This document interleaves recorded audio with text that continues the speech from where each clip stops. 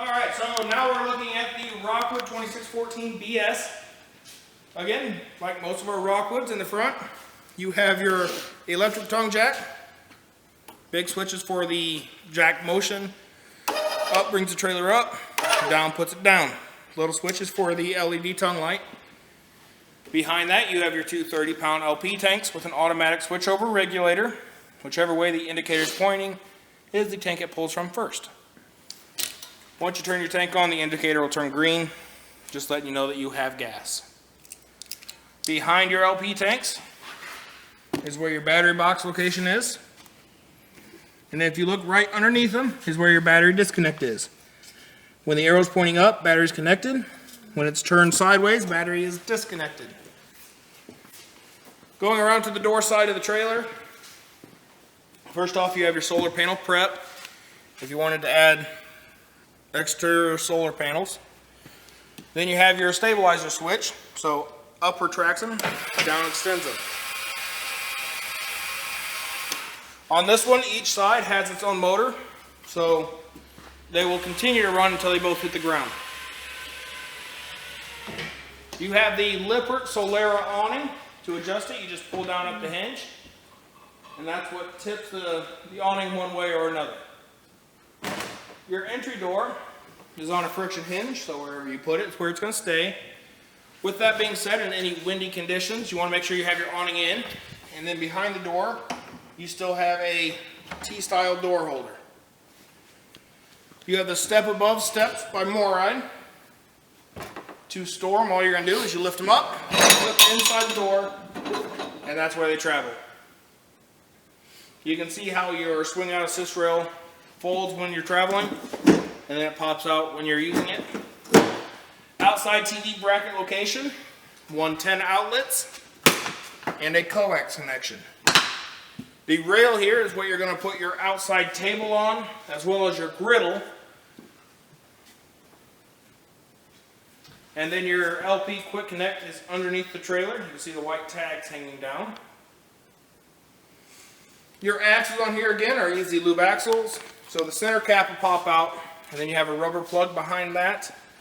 And behind the rubber plug is two grease zerks. There'll be one on each side.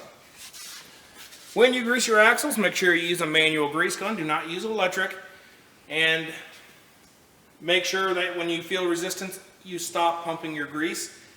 Other than that, they recommend you grease your wheels 1 year or 10,000 miles. Inside your outside kitchen, you have your outside refrigerator.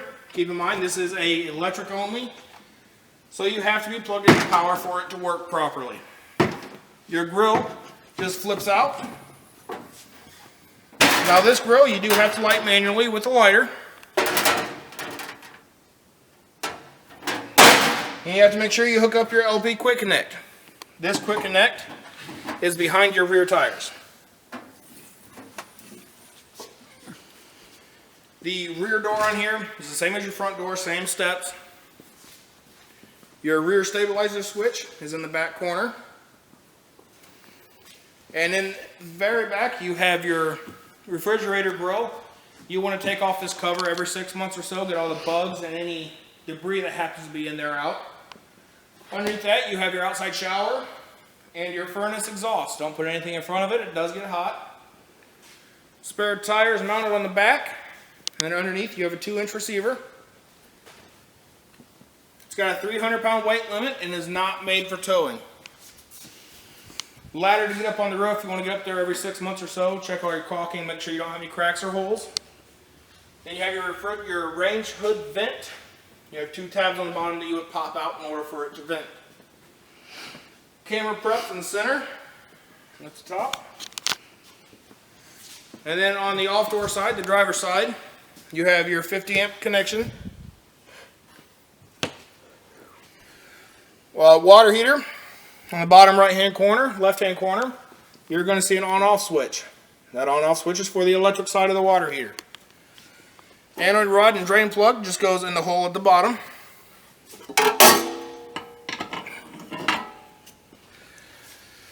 Behind here is your water filter access and water pump.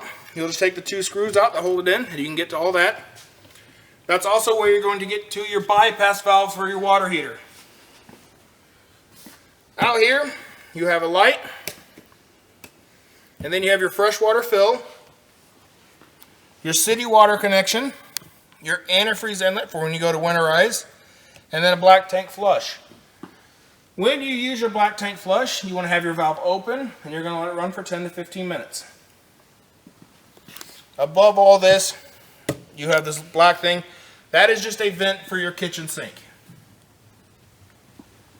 Underneath your trailer is where you're going to have your drain valve for your kitchen sink.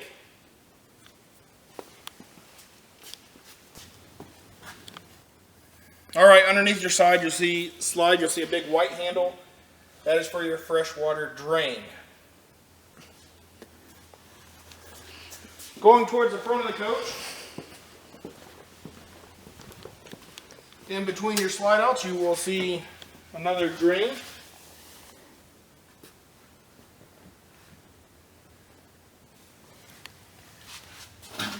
This drain is for your gray and black holding tank. Underneath your bed slide, underneath your bed, you'll see you have your hitch in here. It's already set up.